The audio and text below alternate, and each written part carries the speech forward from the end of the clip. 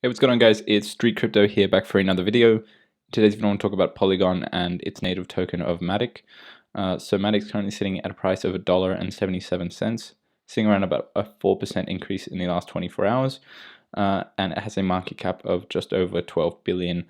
Looking at the all-time charts, we can see that Matic hit nearly $2.50 back in June, and then saw it dip under 70 cents towards late July. And since then, we've been on a pretty decent run all the way up to just over $2.20 recently. Quickly, if you don't know what Matic is essentially a easy to use platform for Ethereum scaling. So it's kind of like a blanket over Ethereum in the sense that it provides the opportunity for low gas fees and interaction with Ethereum decentralized applications through the Polygon network. So I'm just going to quickly go into some news. So Polygon has paid over $2 million on a bug which could have compromised over $850 million in user funds. So there was a white hacker that speculated that the bug might have been created using someone else's code. So essentially what happened was a white hacker had found a solution to a bug that could have exposed over $850 million and would have allowed hackers to exit their burn transaction bridge up to 223 times. So this is one of the things that you don't really want to see in a project. Obviously, there was an issue and they fixed it, which is great.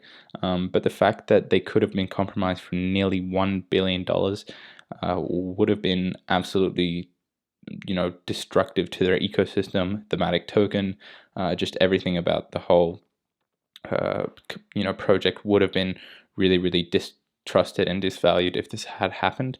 But luckily they had someone come in and help them out with this. But it just shows that there is vulnerabilities in DeFi and finance still, and there is things to look out for, not only in Matic and Polygon, but in other projects as well. Not everything is always 100% safe, so just be careful when you're interacting with different things online. But the fact that they managed to sort it out, I think this will wake them up a little bit, and they're going to be very vigilant in the future about things that are in their code. So the next thing I want to mention is a wormhole. So wormhole is a bridge that allows assets on the Polygon network to change their assets onto different networks, including Solana, Binance Smart Chain, and Terra. So you can now do this using the wormhole bridge. So this was a multi-chain bridge that added Polygon, and this is a really good sign, as it will allow users who are using these different networks to interact with the Polygon network and use Polygon more easily through transferring of assets. Now, the next thing I want to get into is a block pass which enhances cross-chain KYC with successful Polygon integration. So BlockPass has just announced that it has successfully completed integration with Polygon. So as part of that integration, BlockPass has also updated its mobile application to support Polygon crypto addresses. So this will enable Polygon to provide KYC services for the Polygon protocol and its framework. So this is important because KYC is something that's becoming very regulated in the world at the moment. There are a lot of countries that are introducing it and demanding it for exchanges and multiple things to do with crypto. So with Polygon having the option to have KYC, it's generally going to increase mass adoption through the Polygon network and allow different kind of exchanges to come onto Polygon and use their their blockchain to provide a service to the customers. Now, the last thing I want to get into is just some quick TA on Polygon. If we're looking at the 4-hour chart, we can see that we're currently in a downtrend, sitting at $1.75.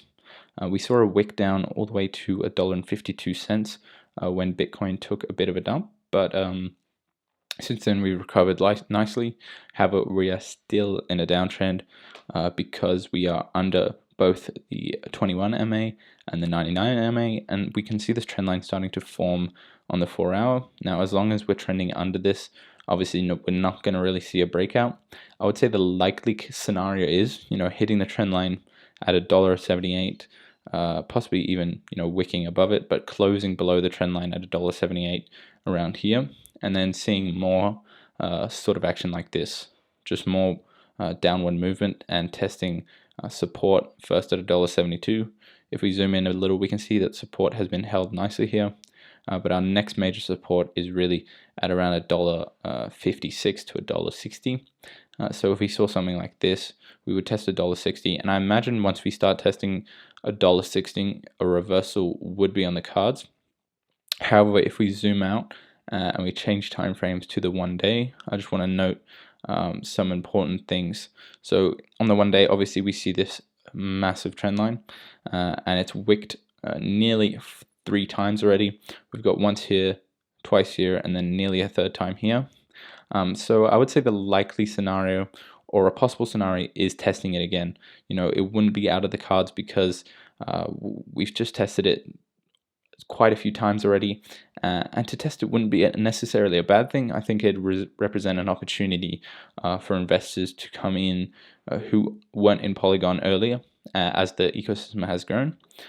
So if we were to test it, I don't think it would just come down straight away. I think we would see a breakout of this trend line before we test it, something like this, and then pushing down here, testing support. So I would say the likely scenario is something out to play out like this, just breaking the trend line and either going for a testing of overhead resistance at $1.90, or we test lower support at $1.60. Those are the two possible plays. And I would say the likely play is testing support at $1.60. I just think Bitcoin has been on a tear these last couple of weeks, which is absolutely great. But to see some kind of pullback isn't a bad thing, really. It's something that's to be expected and will allow bigger investors to come in to these small coin cryptos. But that was just a quick video on Polygon. If you guys want me to check out any other cryptos, let me know down below. But I'll see you guys in the next one, and peace.